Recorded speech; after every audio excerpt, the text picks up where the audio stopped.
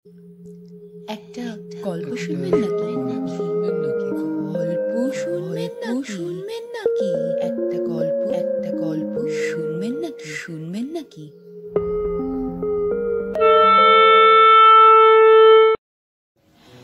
According to a witch named Lirio, magic itself is neither black nor white. The intention behind its use determines the effects. আমার বান্ধবী শঙ্খবেলা ঠিক এই মতেই বিশ্বাসী, আর তাই তার প্রথম গল্প ইচ্ছে পূরণে এমনই অনেক ঘটনা ঘটে চলে যাদেরকে অলৌকিক বলবো, ওকাল্ট ওরিয়েন্টেড বলবো, নাকি প্যারাসাইকোলজির এক চরম নিদর্শন হিসেবে তুলে ধরবো জানি না। তবে এই গল্প আমাদের প্রত্যেককে অবশ্যই কিছু না কিছু ভাবে ভাবাবে, এইটুকুনি নিঃসন্দেহে বলতে পারি। এই গল্পের প্রধান চরিত্র অর্পিতার ভূমিকায় পাঠ করেছেন শ্রাবণী ঘোষ, মহুয়ার মায়ের ভূমিকায় পাঠ করেছেন মিতালি রয়, অনিমেষের ভূমিকায় পাঠ করেছেন সুমিতাভ সাহা, শ্যামলীর ভূমিকায় পাঠ করেছি আমি, এবং গল্পের কথক এবং কি বলবো সূত্রধর নয় আমি থাকলাম পারিজাত। তাহলে চলুন শুরু করা যাক আমাদের আজকের উপস্থাপনা, ইচ্ছে পূরণ। প্রথম পর্ব, শুরুর আগে। যে গল্পটা আজ বলবো তার সূত্রপাত হয়েছিল প্রায় 2 দশক আগে। ইন্টারনেট আর কম্পিউটার তখনও আজকের মতো এভাবে ঘরে ঘরে ছড়িয়ে পড়তে পারেনি। তরুণ প্রজন্ম সদ্য হাতে তাদের পেয়েছে প্রথম মোবাইল ফোন, সবকিছু ঠিকঠাক বুঝে উঠতে পারেনি ভালো করে। আমাদের গল্পের নায়িকা অর্পিতাও সেই দলেই পড়ে। আরতি ও বীরেশ্বরের একমাত্র মেয়ে অর্পিতা, অনেক আদরে মানুষ হয়েছে সে। বাবা মা যতটা পেরেছে মেয়ের সব চাহিদা পূরণ করেছেন।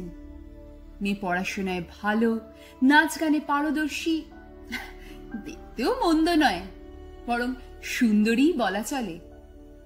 কলকাতার এক প্রখ্যাত সম্মানীয় কলেজের সে ছাত্রী। মোটামুটি ভাবে বলা যায় ভবিষ্যৎ তার বেশ উজ্জ্বল। অর্পিতার বাবা চান মেয়ে পড়াশোনা শেষ করে নিজের পায়ে দাঁড়াক। মায়ের ইচ্ছে তিনি বেঁচে থাকতে মেয়ে বিয়ে করে থিতু হোক। কিন্তু সমস্যাটা অর্পিতার নিজের চাহিদা নিয়ে। কলেজের 2 বছরের বড় সিনিয়র অনিমেষকে সে ভালোবাসে, বলা যায় একটু বেশি ভালোবাসে। অনিমেষ চাইলে এক্ষুনি সব ছেড়ে ছুড়ে ওর সাথে চলে যেতে পারত হয়তো, কিন্তু সেই সবের ধার দিয়েও যায় না সে। যখন ইচ্ছে হয় কথা বলে, যখন ইচ্ছে হয় বলে না। মাঝে মাঝে অর্পিতা রেগে কথা বন্ধ করে দিলে নিজে এসে রাগ ভাঙায়, নিজের দুঃখ কষ্ট অসহায়তা, আইবুড়ো বোন, হার্ট পেশেন্ট বাবার কথা বলে একটু চোখের জলটলও ফেলে। অর্পিতা এরপরে আর রাগ করে থাকতে পারে না। অবশ্য আরো একটা অসুবিধাও আছে। অর্পিতার বাবা অনিমেষকে একদম পছন্দ করেন না। অনিমেষও বলেছে তাই। অর্পিতার বাবা মায়ের অমতে সে তাকে বিয়ে করতে পারবে না। আবার অন্য কারোর সাথে কথা বলুক, বন্ধুত্ব করুক, সেটাও সে বরদাস্ত করতে রাজি নয়। অর্পিতা সেই সবও হাসি মুখে মেনে নিয়েছে। অনিমেষ শুধু ওর সাথে দিনে একবার কথা বলুক, তাতেই ও খুশি। ফলে এখন একটু একলাই হয়ে পড়েছে সে। সারা দিন কলেজ করে ছুটি হওয়া মাত্র ব্যাগ হাতে বাড়ি ফিরে আসে ঘড়ি ধরে ঠিক 6:30টায়। এসেই বাড়ির ল্যান্ডলাইন থেকে অনিমেষকে মোবাইলে ফোন করে। অনিমেষ নম্বর দেখে ফোন কেটে দেয়। আর তারপরেই শুরু হয় অপেক্ষা। কখন অনিমেষ ফোন করবে। এর মাঝে খাওয়া দাওয়া ও পড়াশোনা সেরে রাখা।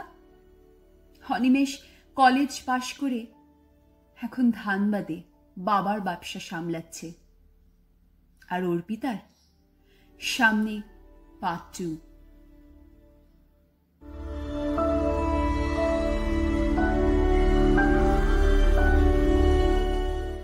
চেনা ও অচেনা। চলে আসি কোনো এক শুক্রবারের কথায়। সন্ধে 7টা মতো বাজে। সামনে খোলা বইয়ের পাতায় আজ কিছুতেই মন বসতে চাইছে না অর্পিতার। বারবার ফোনটা নিয়ে নাড়াচাড়া করছে সে, আর দেখছে তার অজান্তে কোনো কল বা SMS এলো কিনা। দেখতে দেখতে পুরনো SMS গুলো পড়তে থাকেও। অনিমেষের প্রায় সব মেসেজই সে রেখে দিয়েছে। সেগুলো দেখতে গিয়েই হঠাৎ চোখে পড়ে কিছু পুরনো আনওপেন্ড SMS-ও পড়ে। প্রায় সবই কলেজের সতীর্থদের। অনিমেষের বারণ, তাই সবাইকে এড়িয়ে চলতে হয় তাকে।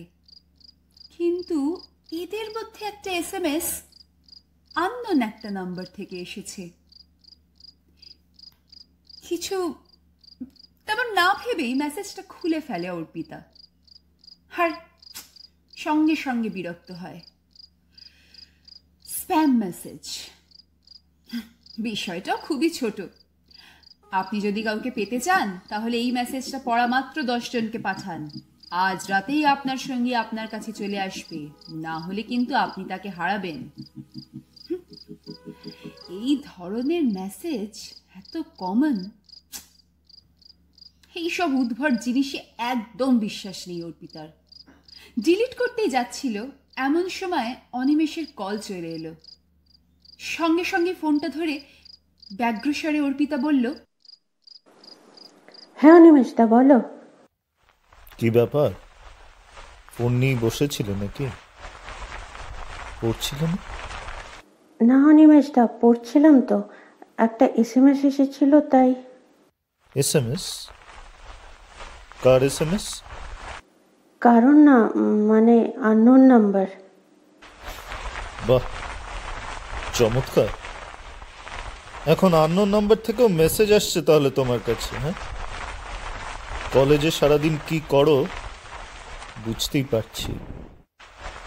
যাকে যেটা বলার জন্য ফোন করা, তুমি জানো আজ সকালে তোমার মা আমায় ফোন করেছিল। আকাশ থেকে পড়ল অর্পিতা। কই, বাড়ি ফেরার পর থেকে তো মা একটা কথাও বলেননি এই নিয়ে। প্রচন্ড রাগ হতে লাগলো তার মায়ের উপর। কেন মা তার সম্পর্কটা নষ্ট করতে চাইছেন এভাবে? মাকে আসলে অনিমেষের নম্বরটা দেওয়াই ভুল হয়েছে। আসলে একবার অনিমেষ তাকে সিনেমা দেখাতে নিয়ে গিয়েছিল ইভিনিং শোতে। একা নয়, অনিমেষের ছোটবেলার বন্ধুরাও ছিল সাথে। ধানবাদ থেকে ওরা এসেছিল শুধু অর্পিতার সঙ্গে দেখা করবে বলে। কত আনন্দই না হয়েছিল সেদিন ওর। তাই মা যখন অনিমেষের নম্বরটা চেয়েছিল যদি দরকার পড়ে ভেবে, তখন কিছু না ভেবেই সে দিয়ে দিয়েছিল। এখন নিজের গালে নিজেরই চড় মারতে ইচ্ছে করছে তার। কি জানি কি উল্টো পাল্টা বলেছে মা অনিমেষকে। জিজ্ঞাসা করতেও তেমন সাহস হলো না ওর। অর্পিতা চুপ করে আছে দেখে অনিমেষ বলে চলে, তুমি আমার নাম্বার কেন দিয়েছো মাকে আমায় না বলে?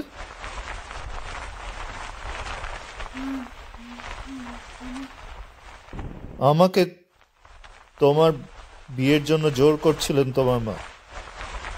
আমি তো তোমায় আগেই বলেছি এত তাড়াতাড়ি বিয়ের কথা আমার ভাবা সম্ভব নয়। ওদিকে তোমার বাবারও তো আবার আমার মতো গরিব ছেলে পছন্দ না। তোমার মাকে বলে দিয়েছি তোমার বাবার পছন্দ মতো কোনো বড় লোক ছেলের সাথে তোমার বিয়ে দিয়ে দিতে। আমার পক্ষে এখন এত চাপ সামলানো সম্ভব না। অর্পিতা মৃদু প্রতিবাদ করে ফেলে।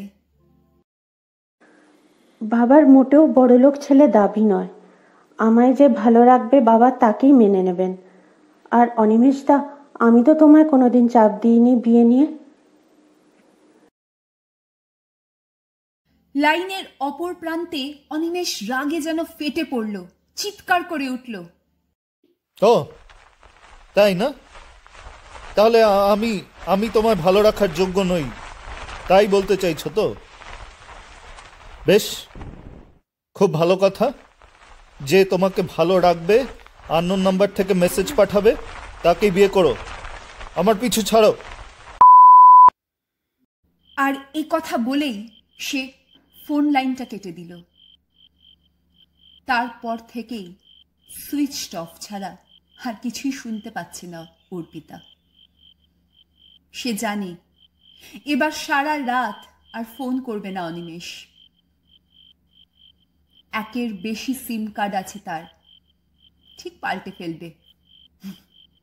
কিন্তু অর্পিতার কাছে নম্বর তো সেই একটাই। মায়ের সঙ্গে প্রচন্ড ঝগড়া চেঁচামেচি করলো অর্পিতা সে রাত্রে। খেলেও না কিছু, নিজের ঘরের দরজা বন্ধ করে রাখলো। মা বাবা অনেক বোঝালেন, মা বারবার বললেন অনিমেষকে বিয়ের ব্যাপারে জোর করেননি তিনি, শুধু জানতে চেয়েছিলেন ওদের সম্পর্কটা নিয়ে অনিমেষ কি ভাবছে। অর্পিতাকে দেখে ওরা দুজনেই দিন দিন খুব চিন্তায় পড়ছেন।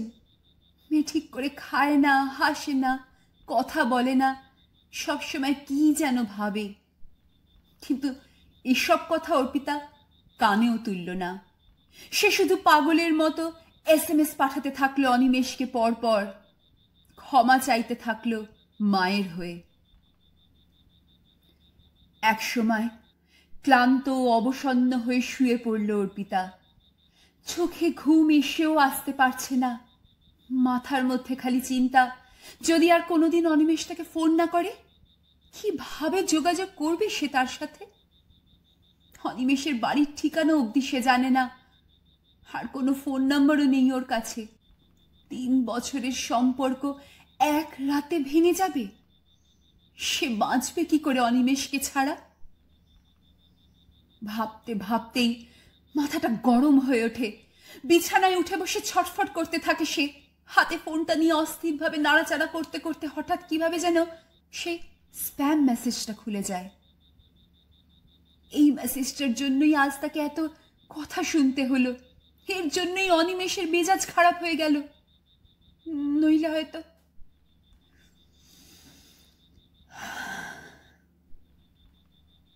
রাগের মাথায় মেসেজটা ডিলিট করতে গিয়েও থেমে গেল অর্পিতা।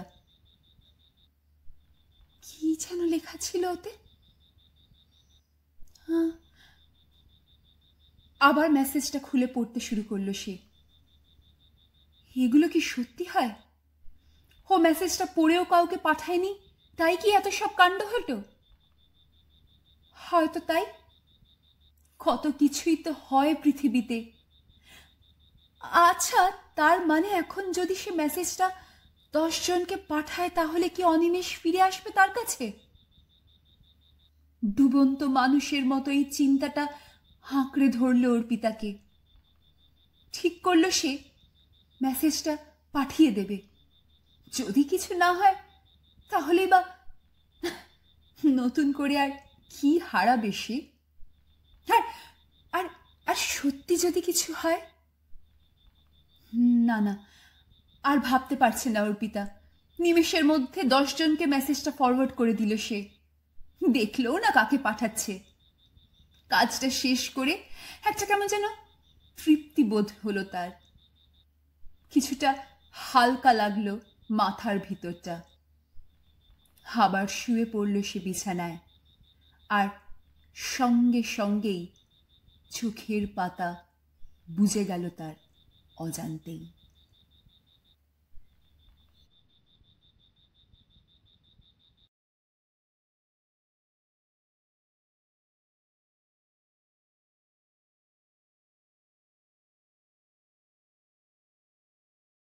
কে? চোখ খুলল অর্পিতা একটা অস্বস্তির সঙ্গে। ঘর অন্ধকার, সারা বাড়ি নিস্তব্ধ। ঘরের বাতি জেলে রেখেই ঘুমিয়ে পড়েছিল সে। তো তবে কি কারেন্ট অফ হয়ে গেছে? শীতকাল, তাই পাখা বন্ধ ছিল, কিন্তু ভীষণ গুমোট ভাব ঘরটায়। হাওয়া যেন ভারী হয়ে বুকের ওপরে চাপ দিচ্ছে। তার মানে গরমেই আসলে তার ঘুমটা ভেঙে গেছে। কিন্তু কিন্তু না, একটা অজানা অনুভূতি জানান দিচ্ছে কিছু একটা হয়েছে এই ঘরে, যা হওয়ার কথা নয়। চাপা অস্বস্তি নিয়ে উঠে বসল অর্পিতা, আর সঙ্গে সঙ্গে বুঝতে পারল তার অস্বস্তির কারণ। তার পাশে অন্ধকারে কেউ একজন আছে। চোখে না দেখতে পেলেও সমস্ত অনুভূতি দিয়ে সে বুঝতে পারছে, হ্যাঁ, আছে, কেউ আছে। ভয়ে হিম হয়ে গেল অর্পিতা। ঘরের দরজা সে বন্ধ করেই রেখেছিল সন্ধে থেকে। আচ্ছা, এটা ওর মনের ভুল নয় তো? আলো, একটু আলো চাই তার এখন। হাতের কাছে মোবাইলটা ছিল, বিছানা হাতড়ালেই তো পাওয়া যাবে, কিন্তু হাত সরছে না তার। ভয় হচ্ছে যদি হাত বাড়ালে ছুঁয়ে ফেলে সে অবাঞ্ছিত অন্য কাউকে। মনের সব শক্তি জড়ো করে আন্দাজে বালিশের পাশে হাত রাখল সে। একটা ঠান্ডা ধাতব স্পর্শে হাতকে উঠে নিজের ভুলটা বুঝতে পেরে মুঠোয় শক্ত করে ফোনটা ধরে তোলে সে। তাড়াতাড়ি লক স্ক্রিনটা অন করে সামান্য আলোর আশায়, আর সেই আলোতেই দেখে তার মুখের কাছে, খুব কাছে, আরো একটা মুখ। রক্তশূন্য, ফ্যাকাশে, আরো একটা মেয়ের মুখ। শূন্য দৃষ্টিতে মেয়েটি তাকিয়ে আছে তারই দিকে। প্রচন্ড আতঙ্কে জ্ঞান হারাবার আগের মুহূর্তে তার শুধু মনে হয়,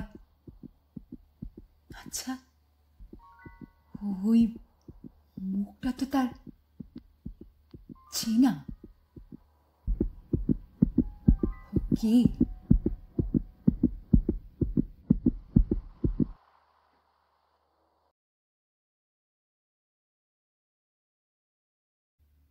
অনুসন্ধান।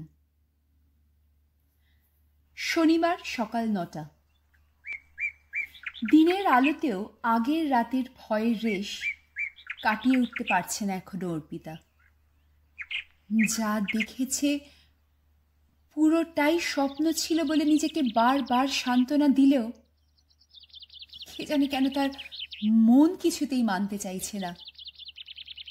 স্বপ্ন কখনো এত জীবন্ত হয় কি? অনেক চেষ্টা করেও রাতের ঘটনাটা মন থেকে মুছে ফেলতে পারল না সে। বারবার ভাবতে চেষ্টা করে, কার মুখ দেখেছিল কাল রাতে? সত্যি কি সে তার কেউ চেনা? না, কিছুতেই মনে করতে পারে না সে। কারোর সঙ্গে এই নিয়ে কথা বলতে পারলে খুব ভালো হতো, কিন্তু কার সঙ্গে বলবে সেই কথা? অনিমেষের ফোন এখনো বন্ধ। কোনো বন্ধুর সাথেও যোগাযোগ নেই তার। বলা ভালো, সেই যোগাযোগ রাখেনি অনিমেষের কথা অনুযায়ী। কলেজ তো সেই সোমবার খুলবে। আচ্ছা, বাবা মাকে কি সে বলবে? না, ওর এখনো রাগ আছে বাবা মায়ের উপর।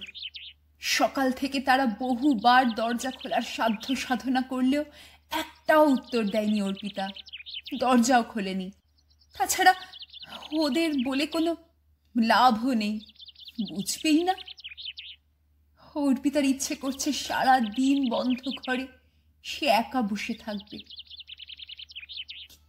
কিন্তু কিন্তু রাত এলে রাতের চিন্তায় ভয় কাঁটা হয়ে গেল সে। আবার যদি একই ব্যাপার হয়। হঠাৎ এরকম হলোই বা কেন? এই বাড়ি তো তারই বাবার বানানো, এই ঘরে ছোটবেলা থেকেই থেকেছে সে। কোনোদিন কোনো রকম ভয় তো সে পায়নি, তাহলে কাল রাতেই হঠাৎ বিদ্যুৎ স্পৃষ্টের মতো সোজা হয়ে বসল অর্পিতা। ওই এসএমএসটার সাথে কাল রাতের ঘটনার কোনো সম্পর্ক নেই তো? নিশ্চয়ই আছে, নিশ্চয়ই। চিন্তাটা মাথায় আসা মাত্র তাড়াতাড়ি ফোনটা খুলে সে এসএমএসটা আবার পড়ল, বারবার পড়ল, কিন্তু নতুন কোনো তথ্য বা সূত্র সে খুঁজে পেল না। একটাই রাস্তা, এই নম্বরে ফোন করতে হবে। ফোনটা হাতে নিয়ে কিছুক্ষণ দোনামোনা করে শেষমেশ সে কল করেই ফেলল। উৎকণ্ঠায় নিঃশ্বাস চেপে কানে ফোন ধরে অপেক্ষা করতে লাগলো, যেন অনন্তকাল ধরে রিং হওয়ার পর কেউ একজন কলটা ধরলেন। একটি থমথমে মহিলা কণ্ঠ ওপাশে। বলুন। আচ্ছা, মানে এই নাম্বারটা থেকে একটা এসএমএস এসেছিল আমার ফোনে বেশ কয়েকদিন আগে, কিন্তু আমার ফোনটা সারাতে দেওয়া ছিল দোকানে। কাল রাতে অন করতে মেসেজটা পেলাম, কিন্তু নম্বরটা চিনতে পারলাম না, তাই ফোন করছি আর কি। কিছুক্ষণ চুপ থাকার পর মহিলা কণ্ঠস্বর থেমে থেমে উচ্চারণ করল কথাগুলো। এই ফোনটা আমার মেয়ের ছিল, সে আর নেই, মারা গেছে 2 মাস আগে। শুকনো গলায় প্রশ্ন করল অর্পিতা। আপনার মেয়ের নামটা? মহুয়া ব্যানার্জি। প্রায় ফিসফিস স্বরে প্রশ্ন করল এবার সে। লিটল স্টার্স কনভেন্টে পড়তো? হ্যাঁ।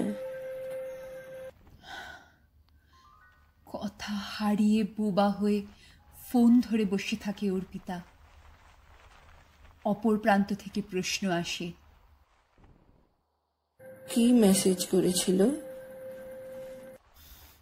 কোনো মতে জড়ানো গলায় সে উত্তরটা দেয়, তেমন কিছু না, একটা এমনি ফরওয়ার্ড মেসেজ। অন্য প্রান্ত থেকে আর কিছু শোনা যায় না। আমি খুব দুঃখিত, রাখছি বলেই ফোন কেটে দেয় উত্তরের অপেক্ষা না করে। ফোন রেখে স্থানুর মতো কিছুক্ষণ বসে থাকে অর্পিতা তার ঘরের লাগোয়া বারান্দায়। মহুয়াদি। চোখের সামনে ফুটে ওঠে অনেক ছবি। মহুয়া তার প্রাইমারি স্কুলে 1 বছরের সিনিয়র ছিল। একই স্কুল বাসে যেত তারা। অর্পিতার সাথে খুব মেলামেশা না থাকলেও হাসি খুশি মহুয়াদিকে তার ভালোই লাগতো। স্কুল ছাড়ার পর কোনো যোগাযোগ ছিল না, কিন্তু গত বছর গড়িয়াহাটের মোড়ে হঠাৎ একদিন দেখা হয়ে গিয়েছিল। ব্যাস, ওই একবারই। মহুয়াদি তখন অর্পিতার মোবাইল নম্বরটা চেয়ে নিয়েছিল, নিজের নম্বরও দিয়েছিল, কিন্তু সে সেভ করেনি। মহুয়াদিকেই ভুলে গিয়েছিল সে, কিন্তু এখন যে হাসি খুশি প্রাণবন্ত মুখটা তার মনে পড়ছে, তার সাথে কালকের দুঃস্বপ্নের সে মুখটাকে না কিছুতেই মেলাতে পারছে না অর্পিতা। কিন্তু সেটা যে মহুয়ারই মুখ তাতেও তার কোনো সন্দেহ নেই। কিছুই বুঝে উঠতে পারছে না সে। ভুল হলো, ফোনটা দুম করে না কেটে ভদ্রমহিলাকে আরো প্রশ্ন করা উচিত ছিল। তার কি হয়েছিল মহুয়াদির, কি করে মারা গেল সে? এত লোক থাকতে তাকেই বা কেন সে এসে ভয় দেখাচ্ছে? সব প্রশ্নের উত্তর জানতে হবে, কিন্তু মহিলাকে এইসব প্রশ্ন করা কি ঠিক হবে? সম্পূর্ণ অপরিচিত কাউকে এইসব বলবেনই বা কেন তিনি? হোক না সে একই স্কুলের ছাত্রী। কিন্তু উত্তর তো অর্পিতাকে পেতেই হবে। ভয় ছাড়াও এক জেদ চেপে বসেছে তার মাথায়। বরাবরই জেদি সে।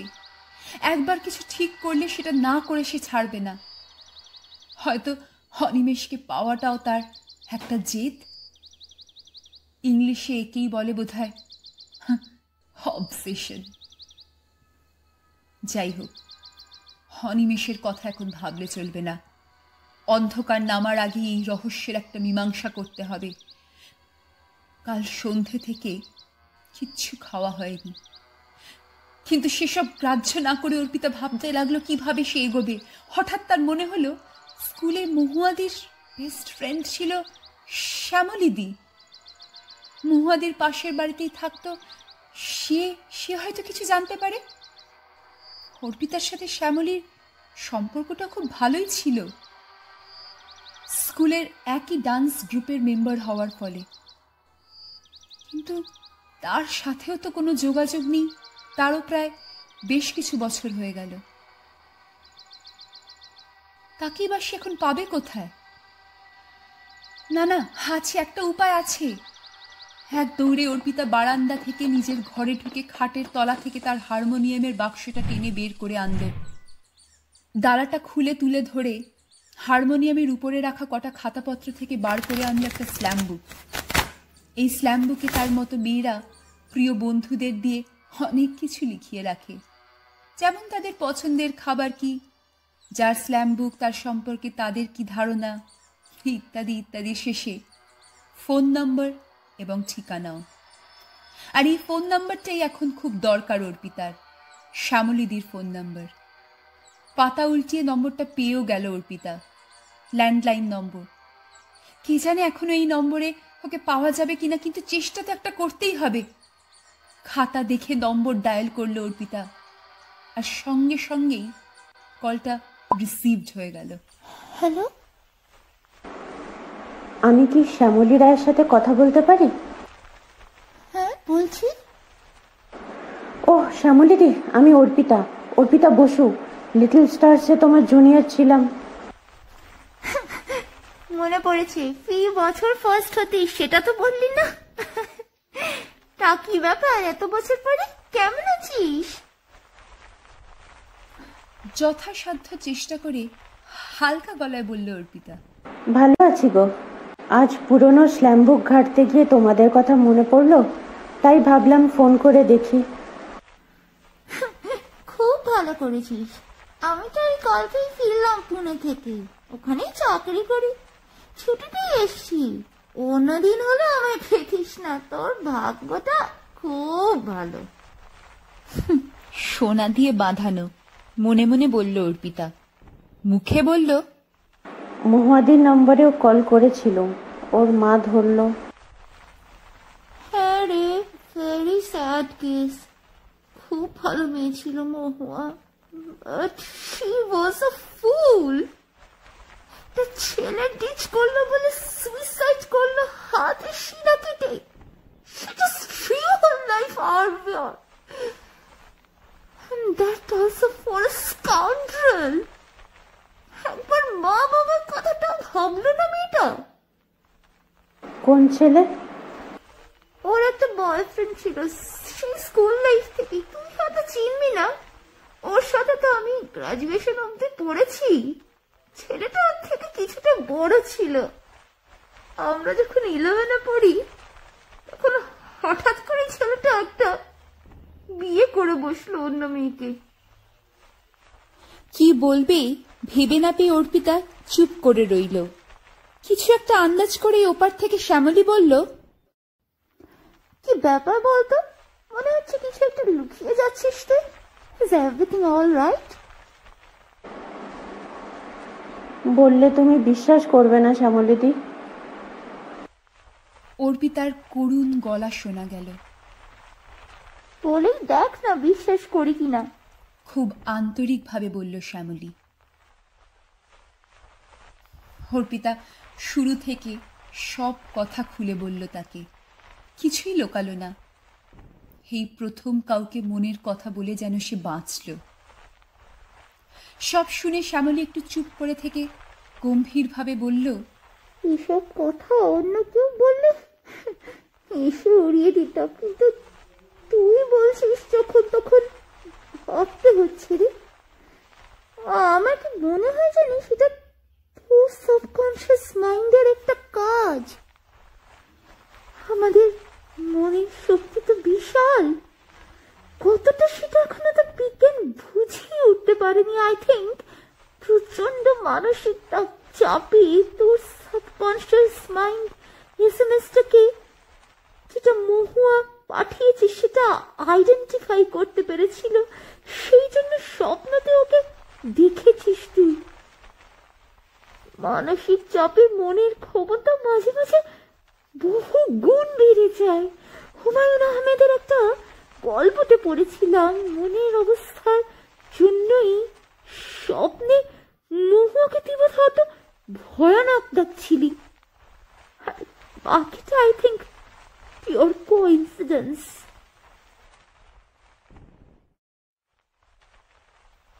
কথাগুলো ঠিক মেনে নিতে পারছে না অর্পিতা। অবশেষে আস্তে আস্তে বলল, তোমরা 11-এ পড়ার সময় ছেলেটা বিয়ে করে বললে, তাহলে মহুয়াদি এত বছর পরে কেন সুইসাইড করলো? শ্যামলী কিছুক্ষণ চুপ করে থেকে বলল, এই কথাটা আমিও যে সত্যি সত্যি ভাবিনি তা নয়। আসলে I lost touch with her after college. সব কথা আমি তাই ঠিক করে জানি না, তবে একটু খোঁজ খবর নিয়ে বলতে পারি তোকে। আমাকে একটু টাইম দে প্লিজ, বাই ইভিনিং তোকে সব জানাচ্ছি। সন্ধে হওয়ার আগে ফোন করো প্লিজ। আকুল কণ্ঠে কথা কটা বলেই নিজের ভয় পাওয়ার লজ্জায় চুপ করে গেল অর্পিতা। শ্যামলী কিন্তু অবস্থার গুরুত্ব বুঝতে পেরে সিরিয়াস গলায় বলল, আচ্ছা তাই করবো রে, তুই ভয় পাস না প্লিজ। এখন যা, খাওয়া দাওয়া কর, মন খারাপ করিস না। পৃথিবীতে অনেক কিছু আছে করার, অনেক কিছু পড়ার আছে, জানার আছে, ঘোরার আছে। একটা মানুষের জন্য জীবনটা নষ্ট করিস না। এখন যা, মা বাবার সাথে গল্প কর। জানবি এই মুহূর্তে ওদের থেকে আপন তোর আর কেউ নেই, কেউ না।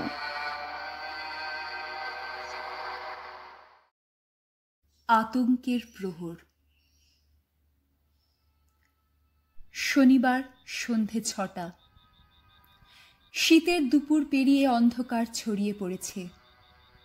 সিলিংয়ের দিকে পাথর চোখে তাকিয়ে নিজের খাটে শুয়ে আছে অর্পিতা। বিছানা, চাদর, বালিশ এলোমেলো। সকালে শ্যামলী ফোনটা রাখার পর কিছুক্ষণ চুপ করে বসেছিল সে। একসময় উঠে ঘরের লাগোয়া বাথরুমে স্নানটা সেরে নিয়ে ভারী ভারী পা ফেলে বাড়ির ভিতর গিয়ে রান্নাঘরে মাকে খাবার দিতে বলে। নিজে ডাইনিং টেবিলে গিয়ে মাথা নিচু করে বসে থাকে। মা খাবারের থালা বাটি সামনে বসিয়ে একটাও কথা না বলে চলে যান। খাবার শেষ করে অর্পিতা নিজের বিছানায় এসে শুয়ে পড়ে। শ্যামলীদির বলা শেষ কথাগুলো কানে বাজছে তার এখনো। অনেকবার চেষ্টা করেছে মাকে সব কথা বলার, কিন্তু পারেনি। রাগ চলে গিয়ে সেই জায়গায় এখন স্থান করে নিয়েছে অপরাধ বোধ। একটা অনুশোচনা কুড়ে কুড়ে খাচ্ছে তাকে।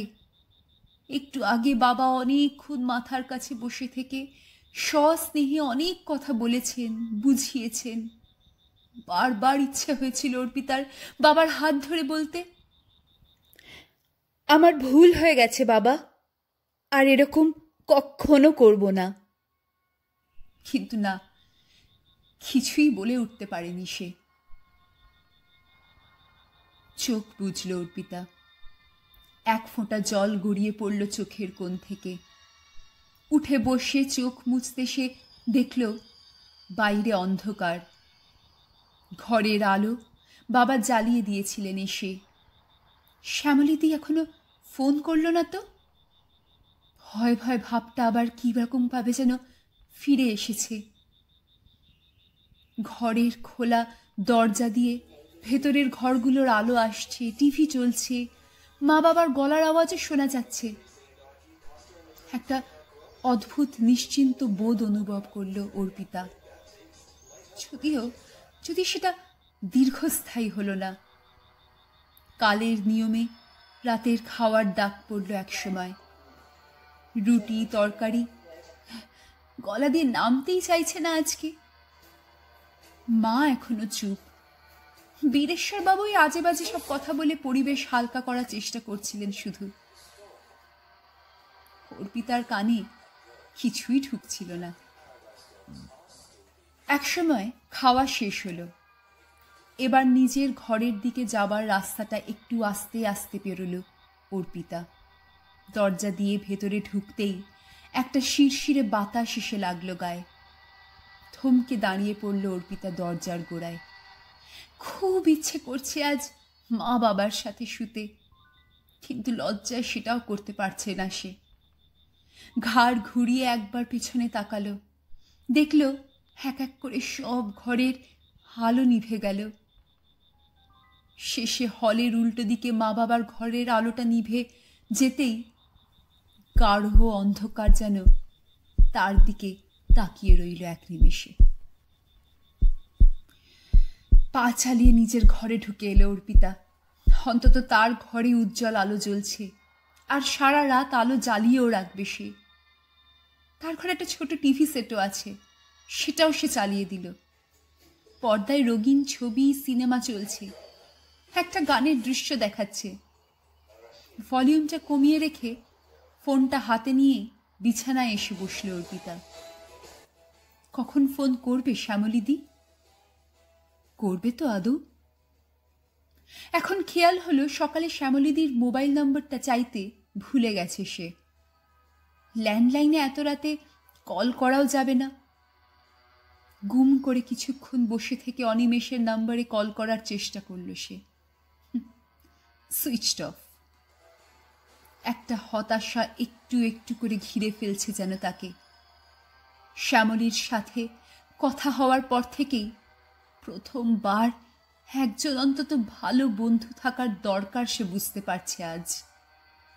মরিয়া হয়ে কয়েকজন ব্যাচমেটকে কল করল সে। অন্তত কারুর সাথে কথা বলাটা এখন খুব দরকার। রাতটা কোনোভাবে কাটুক, কাল সকালেই বাবা মাকে সে সব কথা খুলে বলবে। তারপর ওরা যা বলবেন তাই করবে অর্পিতা। সব কটা কলই বেজে বেজে কেটে গেল। পাঠানো SMS-এরও কেউ উত্তর দিল না। হঠাৎ নিজেকে ভীষণ একা মনে হতে লাগলো অর্পিতার। মনে হলো তার নিজেরই ঘরটা যেন বিচ্ছিন্ন, শুধু বাকি বাড়িটা থেকে নয়, গোটাই পৃথিবীটা থেকে। অন্ধকার মহাকাশে একা একটা গ্রহের মতো এই ঘরটাও ভেসে চলেছে জীবন্ত মানুষদের পৃথিবী থেকে অনেক অনেক দূরে। হঠাৎ একটা নতুন চিন্তা তার মাথায় এলো। যদি এখন কারেন্ট চলে যায়? ভাবতেই এই শীতেও কেমন সে কুলকুল করে ঘেমে উঠল। প্রচন্ড ইচ্ছে হলো এক ছুটে মা বাবার ঘরে গিয়ে তাদের মাঝখানে শুয়ে পড়তে। ছোটবেলায় রাতে ভয় পেলে সে যেমন করত, কিন্তু ভয় যেন তার সারা শরীর পঙ্গু হয়ে গেছে। খাট থেকে পা নামিয়ে মেঝেতে রাখতেও তার আতঙ্ক হচ্ছে। খাটের তলাটায় হঠাৎ প্রচন্ড শব্দে হাতের ফোনটা বেজে উঠল।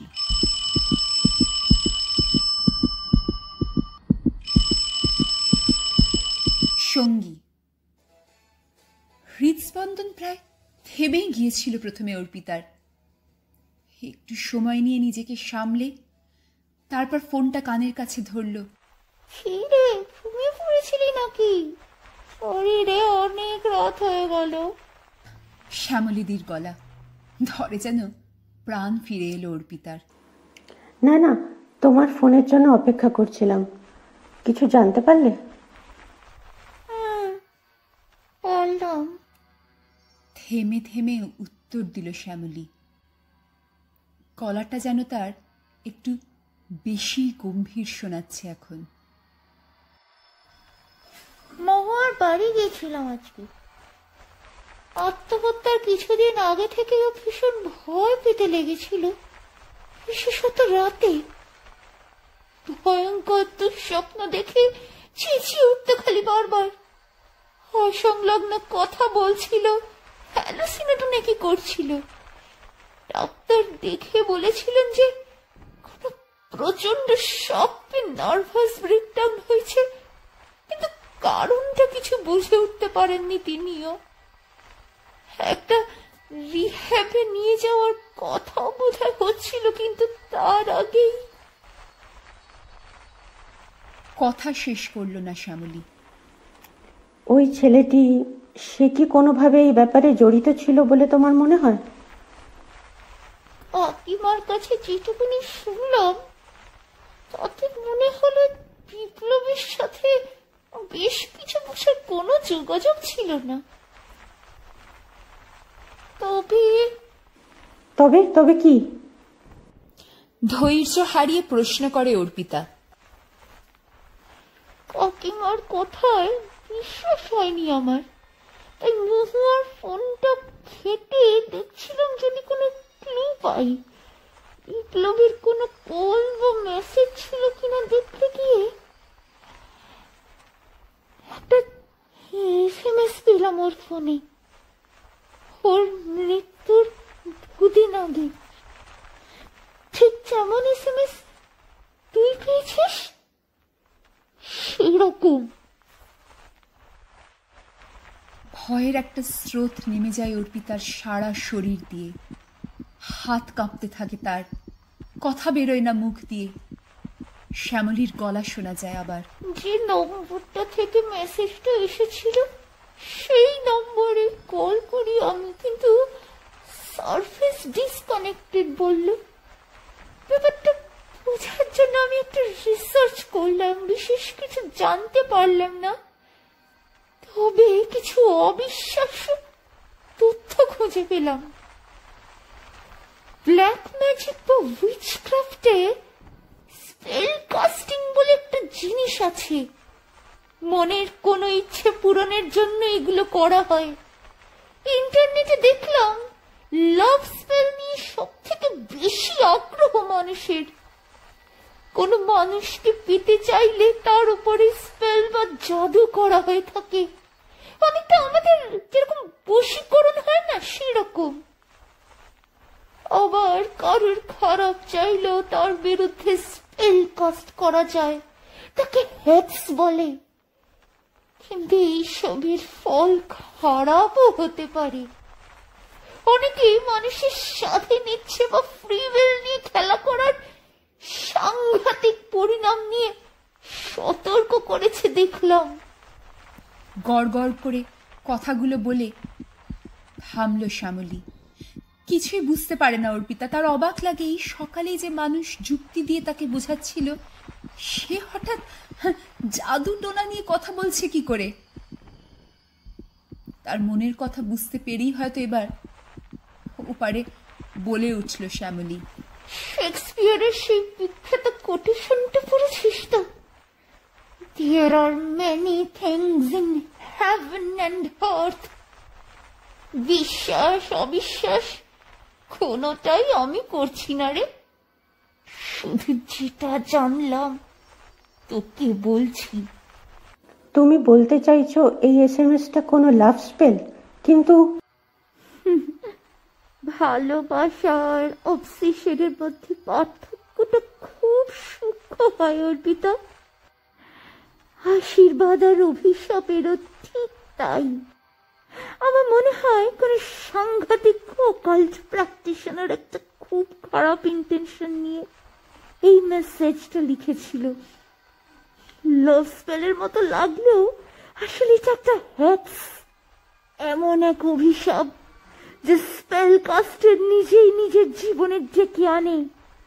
যে এই এসএমএসটা ফরওয়ার্ড করে 10 জনকে, তার জীবনেই নেমে আসে চূড়ান্ত মানসিক বিপর্যয়, যা ঠেলে দেয় তাকে মৃত্যুর মুখে। একজন মানসিক রোগী যেভাবে আরেকজনকে অসুস্থ করতে পারে, সেভাবেই এই মেসেজের এক শিকার আক্রান্ত করে আরেকজনকে। আর মানে কি শ্যামলীদি? আমার খুব ভয় লাগছে। আরো শীতল কণ্ঠে এবার শ্যামলী বলে ওঠে, মেসেজটা পাঠানোর আগে ভালো করে পড়নি অর্পিতা? তুমি যাকে চাও তাকে পাওয়ার কথা কোথাও বলা নেই। বলা আছে তোমার সঙ্গীকে পাওয়ার কথা, আর সেই সঙ্গী তো এসে গেছে। মানে মানে মানে misery loves company my dear. খল হাসিতে ফেটে পড়ল ওপারের কণ্ঠস্বর। আতঙ্কের দিশাহারা অর্পিতা ফোনটা ছুঁড়ে ফেলে দিয়ে ঠক ঠক করে কাঁপতে থাকে বিছানার এক কোণে বসে। এমন সময় তার ঘরে একটা খুব সামান্য পরিবর্তন হয়। পরিবর্তনটা ঠিক কি তা বোঝার আগে অর্পিতার চোখে অজান্তেই চলে যায় তার টিভির দিকে। সেখানে ছবি, গান সব মুছে কালো পর্দা ফুটে উঠেছে, আর সেই পর্দায় সেই সাদা ফ্যাকাশে মুখটা। ঠোঁটে তার আজ এক পৈশাচিক হাসি। মুখটা আস্তে আস্তে এগিয়ে আসছে যেন তারই দিকে। শেষের পরে রবিবার রাত 12টা। অনিমেষ বিছানায় আধশোয়া হয়ে আরাম করে একটা সিগারেট ধরিয়ে তৃপ্তির সাথে ধোঁয়া ছাড়ল। ভালোই ভালোই তার বিয়েটা মিটে গেছে সোনালীর সাথে। আজই তার ফুলশয্যা। অনিমেষ জানতো মা বাবার পছন্দ করা সোনালীকে বিয়ে করে সে হাততে ভালোই করছে। গ্রাম্য, ঘরোয়া, শান্ত মেয়ে সোনালী, পড়াশোনাও বেশি দূর করেনি। এমন বই পোষা সহজ। তাই সমস্যা বেশি ছলা কলা জানে না মেয়েটা। না জানুক, তার জন্য শহরের চিড়িয়ারা তো রয়েইছে। হঠাৎ অর্পিতার কথা মনে হলো তার। মনে হতেই একবার চট করে বাথরুমের বন্ধ দরজার দিকে সে তাকিয়ে নিল। সোনালী ভিতরে বহুক্ষণ ধরে আছে। হাতে সিগারেটটা অ্যাস্ট্রোতে গুঁজে বিছানা থেকে নেমে সামান্য পায়চারি করে নিল অনিমেষ। সস্তা মদের নেশায় এখনো মাথাটা কেমন টলমল করছে তার। আলমারিটা খুলে নিজের ওয়ালেটটা বের করে একটা সিম কার্ড তুলে আনলো তার থেকে।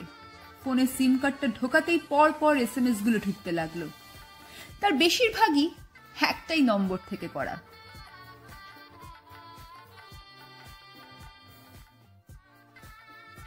1 2 3 15টা মেসেজ গুনে দেখলো অনিমেষ। বেশ একটা আত্মতৃপ্তির হাসি ফুটে উঠলো তার মুখে। সব থেকে শেষ মেসেজটা খুললো পড়ার জন্য। খুব বেশি কষ্ট হবে না মেয়েটাকে বোঝাতে, ঠিক ম্যানেজ হয়ে যাবে। মেসেজটা পড়ে মনে মনে হাসলো অনিমেষ। এইসব আবার কবে থেকে বিশ্বাস করতে লাগলো অর্পিতা? এসবে তো বিশ্বাস করত চন্দ্রা কলকাতা গিয়ে কলেজে ভর্তি হওয়ার আগে পর্যন্ত অবশ্য।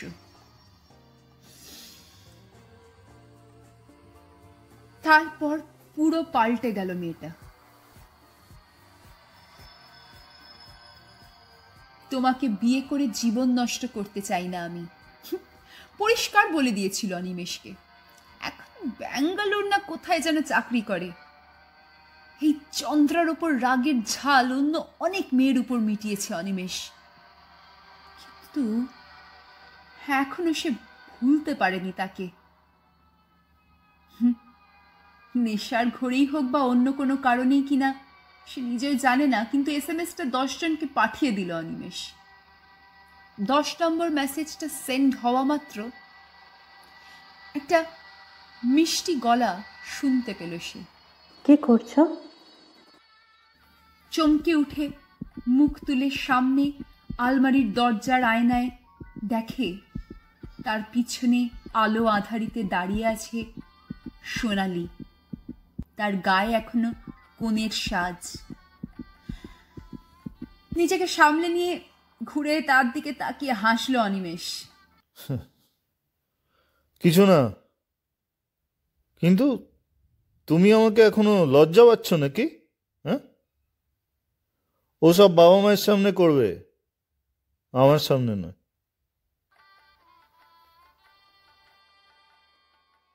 বলে কাছে গিয়ে এক টানে ঘোমটাটা সরিয়ে ফেলল, আর সাথে সাথেই ঘরের একমাত্র ল্যাম্পটাও দপ করে নিভে গেল।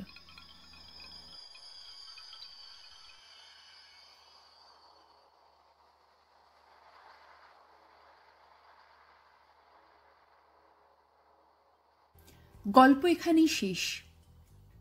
তবে পরিসমাপ্তির জন্য একটা সুন্দর উক্তির বোধহয় প্রয়োজন, যেমন কার্ল জঙ্গের এটা। The collective unconscious comprises in itself the psychic life of our ancestors, right back to the earliest beginnings. It is the matrix of all conscious psychic occurrences, and hence it exerts an influence that compromises the freedom of consciousness in the highest degree, since it is continually striving to lead all conscious processes back into the old paths.